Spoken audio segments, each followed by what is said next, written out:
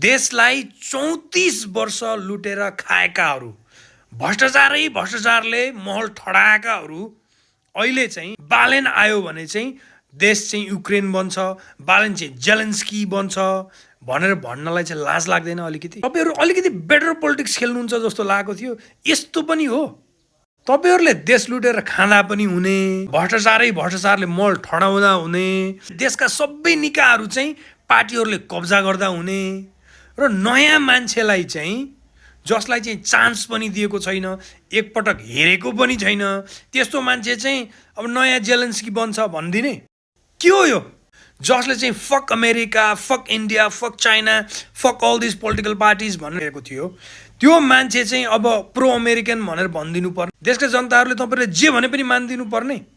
यदि Balen pro US हो भने उसले पहिल्यै भनिदिनु पर्यो क्या, म चाहिँ प्रो युएस हो, मैले चाहिँ यहाँ अमेरिकन बेस राख्न चाहन्छु, न्युक्लियर वेपन राख्न चाहन्छु नेपाललाई प्रोटेक्ट गर्नको लागि, यस्तोहरू भन्नु पर्यो। अर्को मान्छे कोही चाहिँ चाइना प्रो हो भने त्यही भन्नु पर्यो र इन्डिया प्रो हो भने त्यही भन्नु पर्यो र तपाईहरुले पनि म चाहिँ देशलाई भ्रष्टाचार गर्छु भनेर आउनु पर्यो क्या। नभए नेपाली जनताले कसरी थाहा हुन्छ यो मान्छे भोलि बिहान गएर जेलेन्स्की बन्छ भन्ने? थाहा हुन्छ? के छ प्रुफ?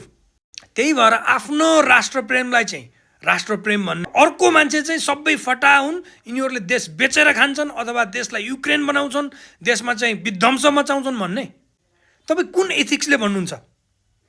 आफ्नो माया चाहिँ माया, अर्काको माया चाहिँ माया होइन। जबकि तपाईहरुले देश 34 वर्षसम्म लुट्नुभयो। अब त्यस्तो मान्छेले पनि यस्ता कुरा गरेर सुहाउँछ त? र नेपालीले जे भने पनि पताउने त?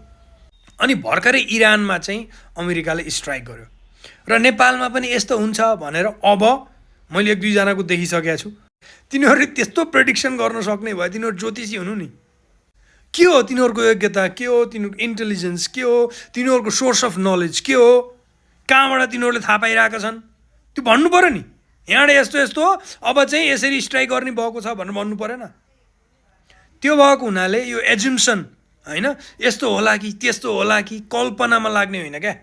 अलरेडी देशलाई भटकारामा जाकेर 34 वर्ष देशलाई चाहिँ लुटेर र देशका जनताको आशा र भरोसालाई चाहिँ बलात्कार गर्ने मान्छेहरूलाई चाहिँ नट अगेन फेरि भोट हाल्ने होइन।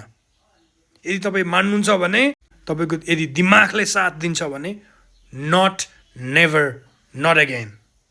Thank you so much.